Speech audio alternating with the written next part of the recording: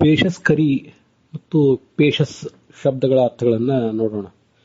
ಪೇಶಸ್ಕರಿ ಅಂದ್ರೆ ಸ್ವರ್ಣಕಾರ, gold Smith. ಪೇಶಸ್ ಅಂದ್ರೆ ಬಂಗಾರ. ಪೇಶ ಅಂತ ಮತ್ತೊಂದು ಅಕಾರಾಂತವಾದ ಶಬ್ದ ಇದೆ, ಅದನ್ನು ಭಾಗವತ ತಾತ್ಪರ್ಯದಲ್ಲಿ ಆಚಾರ್ಯ ಉದ್ಧರಿಸಿದ್ದಾರೆ. ಇದು ತದ್ಯಥಾ ಪೇಶಸ್ಕರಿ ಪೇಶಸೋ ಮಾತ್ರಾಂ ಉಪಾದಾಯ ಅಂತ ಬೃಹದಾರಣ್ಯಕ ಉಪನಿಷತ್ತಿನ 4ನೇ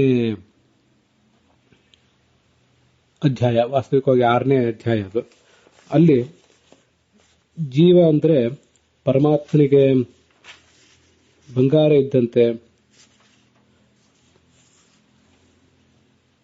ಯೋಗ್ಯರಿಗೆ ಮಾತ್ರ ಮುಕ್ತಿ ಅನ್ನೋದನ್ನ, ಯೋಗ್ಯರಿಗೆ ಮಾತ್ರ ಮುಕ್ತಿ, ಯಾವ್ಯಾವ ಜೀವರಿಗೆ ಎಂತೆಂಥ ಮುಕ್ತಿ ಆಗಬೇಕೋ ಅದನ್ನ ಭಗವಂತ ಕೊಡ್ತಾನೆ ಅಂತ ವರ್ಣನೆ ಮಾಡುವಂತಹ ಪ್ರಸಂಗದಲ್ಲಿ ಈ ಶಬ್ದವನ್ನ ವರ್ಣನೆ ಮಾಡಿದ್ದಾರೆ.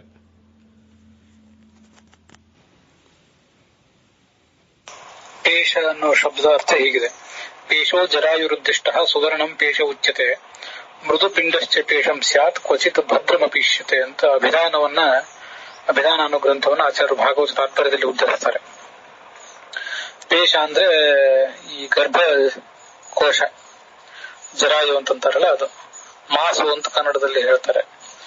ಬಂಗಾರಕ್ಕೂ ಕೂಡ ಪೇಶ ಅಂತಾರೆ.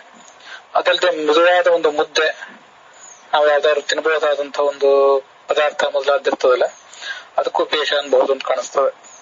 ಮತ್ತೆ ಪೇಶ ಅಂದ್ರೆ ಮಂಗಳಕರವಾದದ್ದಕ್ಕೂ ಪೇಶ ಅಂತಾರೆ. ಅಪೇಶಲ ಅಂತಂದ್ರೆ ಅಮಂಗಳಕರವಾದ್ದು ಅಂತ ಇದರಿಂದ ನನಗೆ ಅರ್ಥ ಗೊತ್ತಾಗ್ತದೆ. ಹೀಗೆ ಪೇಶಸ್ ಮತ್ತು ಪೇಶ, ಪೇಶಂ ಪೇಶೆ ಪೇಶಾನಿ ಅಂತ ಒಂದು, ಪೇಶ ಪೇಶಸಿ ಪೇಶಾಂಸಿತ್ ಮತ್ತೊಂದು, ಎರಡೂ ಕೂಡ ಬಂಗಾರವನ್ನು ಹೇಳ್ತಾರೆ. ಅದರಿಂದಲೇ ಸುಪೇಶಾಹ,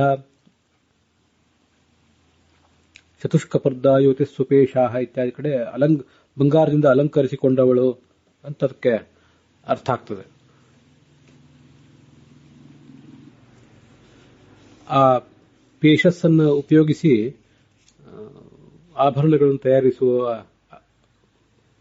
ಅಕ್ಕಸಾಲಿಗನಿಗೆ ಪೇಶಸ್ಕರಿ ಅಂತ ಈ ಶಬ್ದ ಕೇಳಿ ಬರ್ತದೆ.